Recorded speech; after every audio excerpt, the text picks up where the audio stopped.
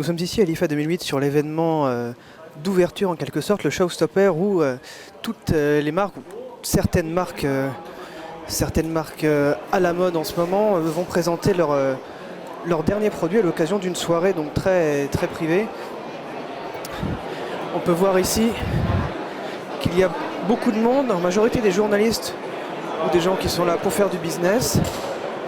On a des marques qu'on connaît bien, comme par exemple Sennheiser, qui va ici présenter. Je vais essayer de m'approcher. La plupart de ces derniers produits casques. Alors on a une bonne collection de casques pour les sportifs, comme on peut le voir ici. Et surtout, ce que tout le monde attend, je vais essayer de les trouver, des petits casques. Laissez-moi les trouver. Voilà, ils sont dans la main de la dame ici. Un petit émetteur et deux petits écouteurs ici sans fil, avec une technologie qui n'est pas Bluetooth, un truc propriétaire de chez Sennheiser. On colle un petit émetteur comme ça sur le dos de son iPod et on a deux petits écouteurs qui devraient être sortis dans quelques instants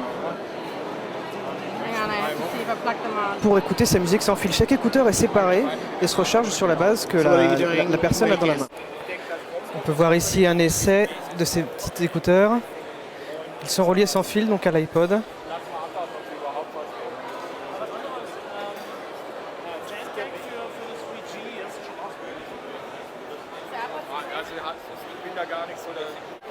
Donc on a ici une petite radio avec dock iPod, tout ce qu'il y a de plus normal, on avait déjà vu au CES.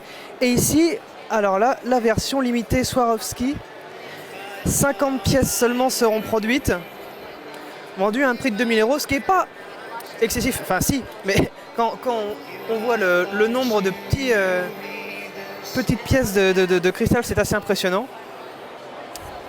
Voilà, juste ici on a des téléviseurs LG, avec le fameux Scarlett dont on peut voir les pubs de temps en temps à la télé. Un design très particulier, alors je vais vous remontrer, il y a un trou au centre. Le LG Scarlett qu'on ne présente plus, peut-être de nouveaux modèles seront présentés sur le stand lors de l'ouverture de l'IFA dès demain. Je vais vous montrer une petite vue à l'arrière. Voilà, laqué noir sur le devant, laqué rouge à l'arrière. Ça peut être l'inverse d'ailleurs, ça peut être laqué noir partout il me semble, avec un peu de chrome sur le pied. Tout à fait joli. Ici un modèle plus conventionnel que nous découvrirons peut-être plus tard. Juste ici on a des produits assez particuliers, enfin plutôt un package de produits qui s'appelle Mi. On a ici la Mi Box, le Mi Frame, donc le cadre Mi, la Mi TV. Alors qu'est-ce que c'est en fait on vient de m'expliquer, c'est un serveur de médias qui est capable, juste la boîte ici est capable d'envoyer n'importe quoi, par exemple des images dans n'importe quel cadre photo Wi-Fi, comme on peut en trouver dans le commerce, pas seulement ceux de la marque. Mais le plus intéressant, c'est qu'ils font un package complet qui se compose de 4 produits. Donc la Mi Box, le Mi Receiver, alors c'est un jeu de mots anglais pour le Mi et Receiver, récepteur, où on va pouvoir envoyer tous ces contenus stocké dans la Mi Box sur sa télé, sur n'importe quelle télé. C'est capable de stocker jusqu'à 2 Tera de données. Et c'est le type de produit que les gens attendent, à savoir un serveur de médias qui va pouvoir leur permettre de lire leurs vidéos, leurs images, leur musique un peu partout sur n'importe quoi, puisque là ça va même jusqu'au cadre photo. Sur le stand d'Altec et Plantronics, je viens de tomber sur un petit produit assez sympa. Pour une fois qu'on trouve des trucs pas très cher dans les grands salons internationaux. Ça s'appelle le 360, c'est fait par Altec. C'est, je ne sais pas si vous pouvez le voir, une toute petite enceinte en forme de soucoupe, donc d'où son nom, 360 degrés, qui fonctionne à pile et qui permet de lire pendant 24 heures, de faire enceinte pour des lecteurs MP3.